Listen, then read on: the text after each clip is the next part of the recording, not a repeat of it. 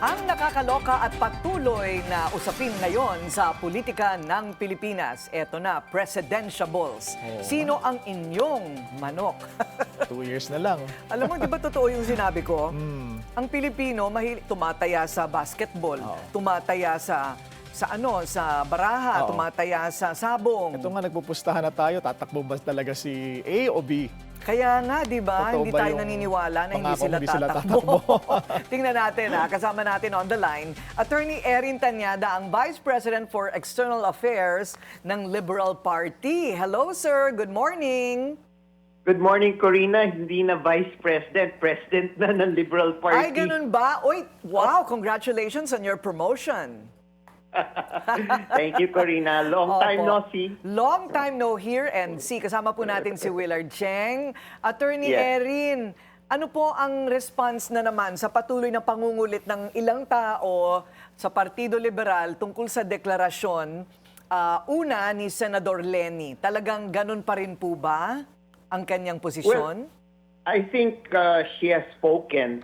Although the chairman emeritus, si Senator Kiko, and the chairperson of the Liberal Party, si Congressperson Laila, had mentioned that si Mayor Leni is the most viable candidate for 2028. But we respect her opinion, no? We respect her position. We are praying that she will change her mind sometime, hopefully by the year end or first quarter of next year. But yun ang position ng party. But we are moving towards our goal, which is to organize the party as if we will field a candidate for 2028. Uy, ano ang plan B, Attorney Erin? Ha? Ano po ang plan B? Well, yung plan B, of course, no? Ang plan A, sana si Leni. Ang plan B, we would support who would be the coalition candidate of the democratic liberal forces in our country. So, ang agreement naman yata even before between Mayor Leni and the different leaders, kasama si Sen Kiko, kasama si Sen Bam, kasama si Sen Risa, kailangan lang magkaroon ng isang kandidato yung galing sa puwersa. Oo. You think it's going to be problematic still problematic kung ma-impeach si Vice President Sara? You know, that's the one of the scenarios that we are studying and looking closely at. Dahil ang tanong, does the situation change if Sara is impeached and she is perpetually disqualified and is Baste or Pulong for that matter will be the candidate of PDP Laban? Is it transferable? Will the support for Sara be transferable to either of the Duterte siblings? Kailangan pag-aralan ng gusto ito. Dahil even I think the administration will look at this very carefully and people be crunching the numbers. Dahil kung hindi naman pala transferable, baka maging free for all yung 2028. Ayun, baka dumami pa higit sa dalawang personalidad, Willard. Attorney Erin, sa pool ho ng Liberal Party, sino ho yung mga tinitingnan ninyong possible candidates pa para maging presidente at vice president? Well, Mayor Leni had mentioned one person from the Liberal Party, which that person has been quiet, no? Si Senator Kiko. Senator Kiko naman is focusing on his advocacy with regard to the farmers and livelihood of the farmer folks and fishermen and affordability of food prices. So I think if you ask him, he will not also answer the question dahil baka ang tingin ni Sen Kiko rin and other potential, masyadong malayo pa yung usapin dito. Maybe it can be discussed again somewhere in the fourth quarter of this year. Bam Aquino, sir. Well, he's also, but again, he has not openly mentioned that he is running. He's also focusing on his issues on education, and I think everybody's watching the impeachment.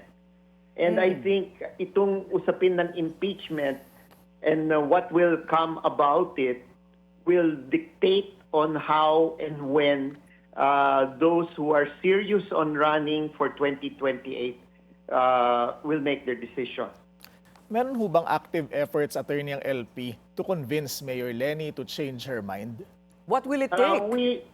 We have a lot. We made it a point to give her the space. What No. about the signature campaign? Yes, and I think it is enough that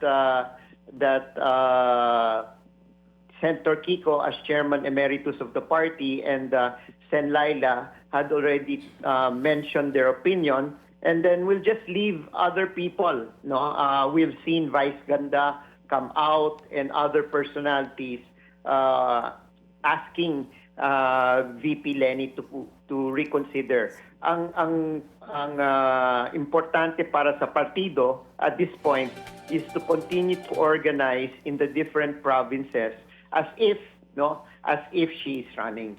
Kasi if she does not run, it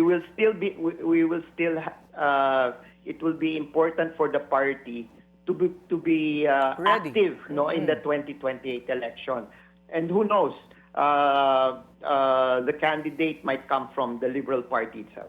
At tama ho ba, Attorney Erin, na nabanggit ninyo na you're giving Mayor Leni until December to change her mind? Well, December or early part of January. Kasi ang kailangan natin isipin, Willard, pag pumasok ang Disyembre, wala nang pinag-uusapang politika, Pasko na eh. So hopefully, if she decides earlier, better.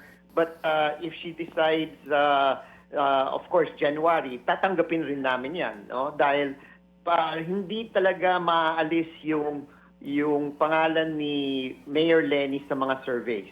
Okay. Dahil titignan at titignan yan. Talking about surveys, ano po ang reaksyon ng Partido Liberal dito po sa deklarasyon ni Senador Raffy, even Senator Erwin, who are both being thought now of as neck and neck with VP Sara Duterte sa isang survey? Sabi nilang dalawa, ayaw daw nilang tumakbo. Well, again, we respect the position of Sen. Raffy and Sen. Erwin, no? And of course, titignan rin nila yung mga numbers at anong mangyayari. Babalikan ulit natin, Corina, anong mangyayari sa impeachment, no? Right. Dahil it really overhangs on how the political climate will be going forward, no, towards 2028. Ayun, okay. So, let's leave it at that. Tayo po naman ay naghihintay talaga. Mag-iiba kasi, Willard, yung senaryo talaga. Kung ma-impeach o hindi ma-impeach si Vice President Sara. At naisip ko nga rin po yun, Attorney Erin, kung mai-impeach si VP Sara, dadami na naman ang mga partidong hiwa-hiwalay. Biglang magbubukas ang field. Baka 7 na naman ang Oo. tumakbo. Hindi ba? It happened once before. Attorney Erin, marami pong salamat sa inyong panahon. Maraming salamat, Corina at Willard. Ayan, President of the Liberal Party na pala. Na-promote na si Sir. Na-promote na si Sir. May sweldo ba yun? Parang wala eh. Parang TY sakit lang. ng ulo. For the love. For the love. Sino kaya ang nag-aabono ngayon dyan?